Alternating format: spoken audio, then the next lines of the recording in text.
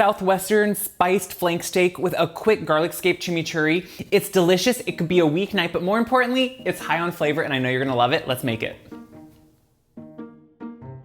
So we choose flank steak sometimes because one, it introduces itself to flavors really easily. It accepts them and it just can be flavored easily, but it also cooks really quickly on the grill. A nice quick char on both sides and you're about there because it's really thin. It has, you can tell it's a tight muscle, so you don't want to overcook it until it's dry. You want to give it a nice quick cook, get a lot of flavor in it, slice it, eat it, and that's what we're doing here. So to start, we're gonna make our marinade. And the marinade to me is just super simple, but one of my favorites because it has so much bright, wonderful flavors. We're gonna start with orange. So I like to use orange, and you know, it kind of depends. I have Cara oranges right now. They're a little smaller, so you don't always get out the amount of juice you want, so it takes more. But we're gonna do orange and then lime. So orange has a little bit more sweetness, but it works really well with the other flavors we're gonna use of chili powder and cumin. So I wanna juice this right into a little bowl, and it has just that, instantly you're getting hit with that citrus, tropical sweetness. And that to me is what's so important here. And as you're doing this, you can start thinking about how all these flavors are gonna work together, but on top of it, we're gonna have an even stronger flavor punch with a chimichurri that we're gonna make. So once you get some of your orange in there, we're gonna put some lime. So the lime again is a little bit sharper. It has a little bit more of that acidity, that tang, almost maybe like a sourness. And that's what we wanna balance that orange with, is give it a little bit more of that tang. So we're gonna put some of the lime right in there. And now we can talk about the garlic. So we wanna do, you know, a few cloves of garlic because garlic is what will really give it that punch. And I am using, you can see here, a garlic press. Now I use a press when I wanna make sure I extract all the garlic flavor I can. And so you can see here, look at all that. It's getting pressed, almost juiced in the same time. That means it's gonna release the most garlic flavor it can. We use presses to me when you want a strong garlic flavor. And since this is a marinade, we wanna do as much as we can to get a lot of flavor in there. So I'm putting all that garlic right in there. We're just gonna make sure to get it all in there. You have to kind of clean off the press a little bit and any bits that get flowing onto the counter, which that's okay. Then we're gonna put in a little bit of oil. So oil helps, it kind of helps so when you go to grill it, for one, it doesn't stick. Puts a little bit of oil right in there that's gonna sit on the meat. And I just think it also helps carry the flavor because fat carries flavor. So now we can talk about the spices. We're gonna start with a good dose of chili. So I'm using just a chili powder, which all chili powders can be a little bit different, but they usually have a mixture of cumin, some type of chili spice, oregano, garlic, onion. But then we want to amplify that. So we're gonna add a little bit more cumin because cumin has that warmth underneath. And that to me is super important. You want the warmth of the cumin. So I like to up it by adding even more.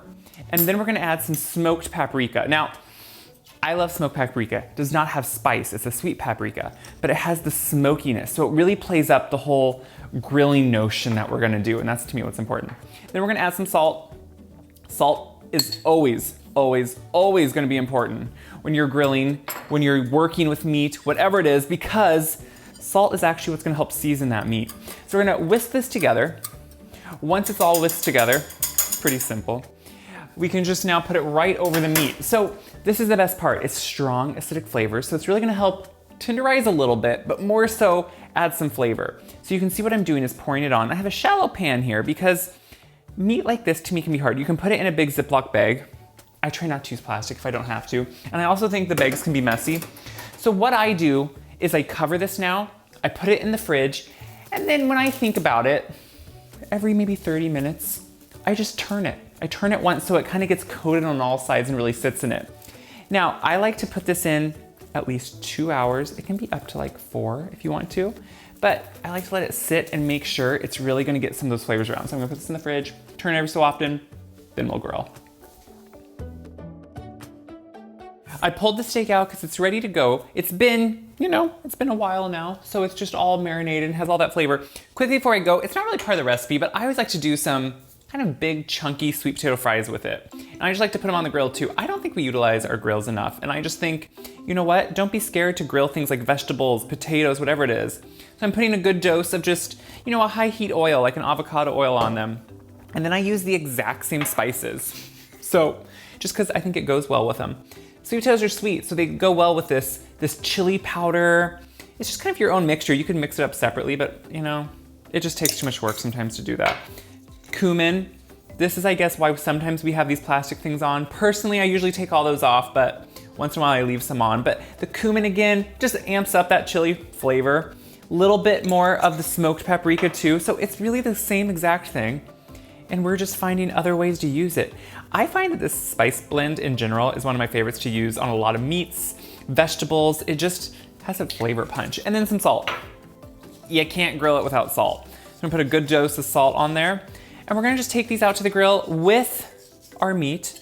And we're gonna make sure just to grill it all up. So we have the meat, we're gonna take it out, have the potatoes, we're gonna grill it all. It's gonna be delicious. I'm putting on the last of the big pieces of sweet potato. You know, it's just not, you don't have to do those, it's just good. Then I have my flank steak here, and we're gonna put that right on. So the big thing with a steak like this, I said, is I want a good sear on both sides, so I have a hot grill, and I'm just gonna lay this right on top, and look at all that flavor that's on there. That's just one of my favorites. Get a good, oh yeah. We're gonna now let this have a really nice sear on both sides. Once these are done, I'll flip them until they're just nice and tender, and we'll be ready to go. The flank steak is done, and you can take it to whatever temperature you like your steak, whether that's medium, maybe not do like fully well done, maybe medium at the top end or a little bit under medium. So we're letting that sit because meat needs to sit for at least 10 to 15 minutes so it reabsorbs all of its juices. It doesn't then omit as much juice when you cut it. Our potatoes are done too, and now we're gonna make a quick chimichurri. Now, for the chimichurri, I am using up the last of my season's garlic scapes. I love them. They grow on my hardneck garlic. You can get them at farmer's market. I've actually seen them at some grocery stores even because they're becoming a little bit more in vogue, should we say. So garlic scapes have a light garlic flavor, a little bit of a green garlic flavor. And what I do is just chop them up so I can fit them in my food processor. But if you don't have garlic scapes, don't fret, just use some, you know, fresh garlic, not fresh garlic, but just some garlic cloves. They do the same thing. So we're gonna put this right in our little, I'm using just a small little food processor. You can use whatever you want, a bigger one, whatever works, even a blender could work. I'm gonna do a couple scallions. Again, I'm just rough chopping everything, the whites and the greens if the green is nice, because it just needs to fit in there. So as long as you can get it down in there to where the blades are gonna be, you're gonna be good. Then we wanna get in, I have a mixture here of parsley and cilantro. The mixture, again, fresh parsley has flavor. I think we think of it as a garnish. It's not just a garnish, it has flavor. Some of the bigger pieces of stem I may not put in, but some of those smaller cilantro stems, I don't mind putting in because they actually have flavor too. So we're gonna put those right in there. See, like that big one? I'll take that one out, but I leave the others.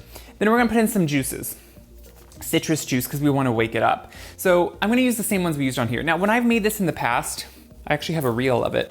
I've used just lemon juice. It's really whatever you have, but here what I wanna do is marry the flavors of the citrus we put with that marinade. And I think that it just works really well. So I'm gonna use a little bit of orange and a little bit of lime. But again, if you have just like lemon juice, use lemon juice. Use whatever works for you. We're gonna put that right in there with that. There we go. And then we're gonna put in some salt. Salt is super important, especially because it's gonna season our meat. And then some oil. You need olive oil, and I think a good olive oil here makes a big difference because it has more flavor, it's more robust. And then a little bit of red pepper flake. Adjust it for your spice level, but you definitely want a little bit in there. So now I'm gonna pop the lid on and we're just gonna blend it all up. Now you can always adjust, you know, the brightness if you want to, or if it needs more flavoring somehow. It just depends, but you know, the oil level, all that can be changed.